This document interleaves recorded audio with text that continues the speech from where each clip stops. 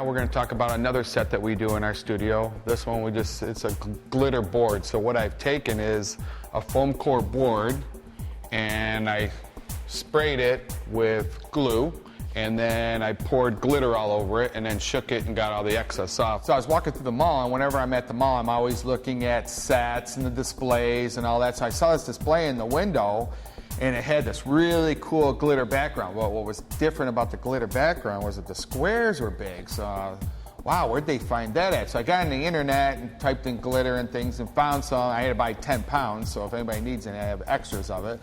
But we just took those glitter squares and we glued them on the board, and you can see how cool of a background this is just by gluing some glitter on a board. Now the trick to it is changing the color from being silver to amber or goldish to go with her outfit. So what I've done over here is I've taken 2 more silver boards, and I'm taking the light with the amber gel on it, and I'm bouncing it into here so that when it comes back, it lights the whole board. Now, if you just took a spot and you aimed it at this board, it would only make a spot on there. So to light the whole board, you need a big, huge light like this. So we're bouncing it into there with this amber gel, and that will reflect onto the background. Now, what you gotta watch is that the light doesn't go all over your subject. So if your subject's too close back in here and you're trying to light this board, the side of your subject's gonna be all amber too. So what we've done then is brought our subject forward out of the contamination area so that no color gets all over our subject. Up here we have a hair light, and it has a fabric grid in it, and the hair light is opposite the main light, so it lights up the top and the side of the hair over here. Now let's talk about the main light over here. I guess if you were to interview me and ask me what's my favorite type of light or what kind of light would I use if I had anything to use, I'd have to say it'd be a 16-inch parabolic with barn doors. Any kind of light that's got barn doors on it where you can really control the light, and especially in butterfly position. Like as you see throughout this video, I can feather the light, I can rotate it. There's a lot of finesse I can do there.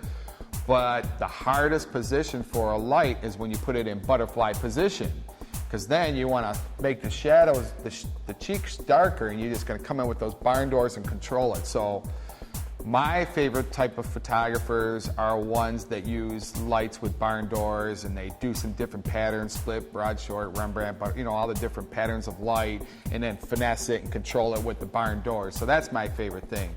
Now, as long as you've tried all these different tools and you're aware of them, you'll come across a situation like this where, okay, I got this glitter background, I don't want lights reflecting on it too much on this one, so then I'm going to come in with the light and butterfly position, come in and checking where the brightness of the light's going.